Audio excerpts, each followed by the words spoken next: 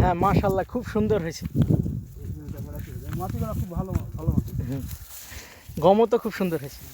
মাটিগুলো খুব ভালো। আবার মাঝে মাঝে দেখি বৈথা শাক এই যে ক্ষেতের মধ্যে, গম খেতে প্রচুর প্রচুর বৈথা শাক। তো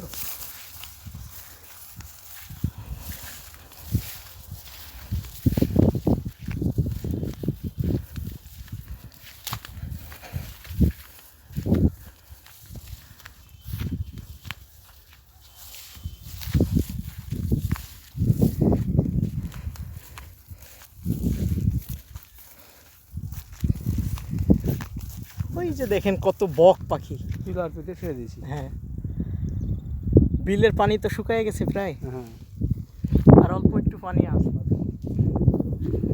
বিলের পানি প্রায় শুকিয়ে গেছে। পাট হয়েছে পাট ফেলা হয়, মুনিশ লাগে না এদিকে এখানে তাহলে পাট কেটে ইয়ে করে জাগ দিতে হয় না? এখানে যাবে।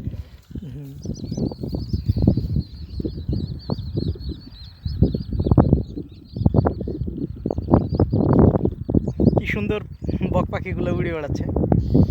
মাশাআল্লাহ মাশাআল্লাহ।